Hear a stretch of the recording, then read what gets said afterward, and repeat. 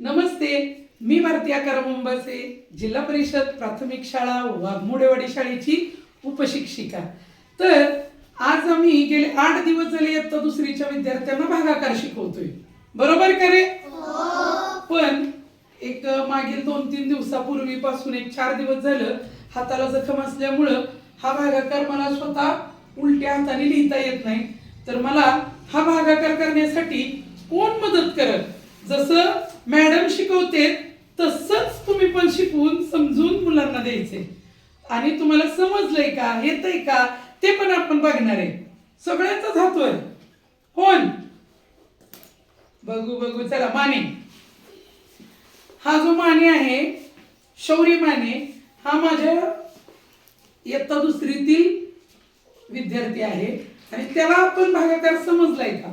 आणि तो same madam शिकवतील तसं शिकवणार? आवाज मोठा, सगळेच ऐकणार? ओके चला। तर भागाकार आहे, हा तुझा हात नसेल पुरं तिथं डबल काढ तुझं तू। बघा मॅडमच्या हाताला लागल्यामुळं विद्यार्थी शिकवतोय। सांगा तर सगळ्यांना एक्सप्लेन कर। 3च्या पाड्यात 72 नाही, पण 7 आहे का? मग 72 नाही, तर 3च्या पाड्यात 7 आहे का? आहे का?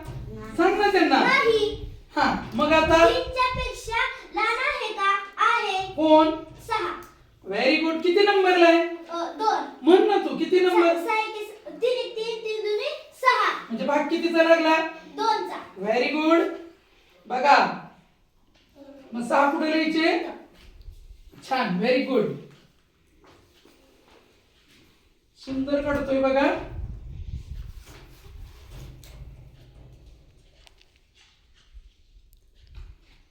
आधी यांची वजाबाकी। हा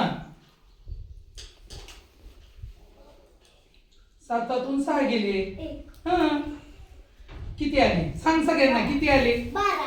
हा आता काय करायचं? 3च्या पाड्यात 12 म्हण ना तू, त्यांना सांग, विद्यार्थ्यांना सांग। 3च्या पाड्यात 12 आहे का?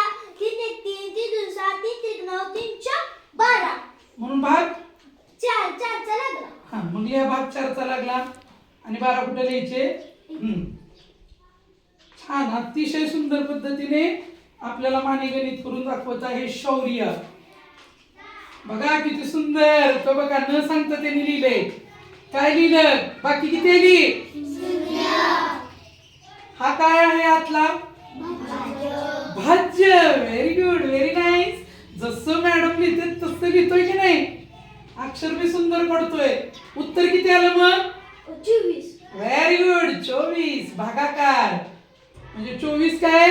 भागाकार। आणि वाटीतलं काय लिहितोय बघूया बरं? भाजक।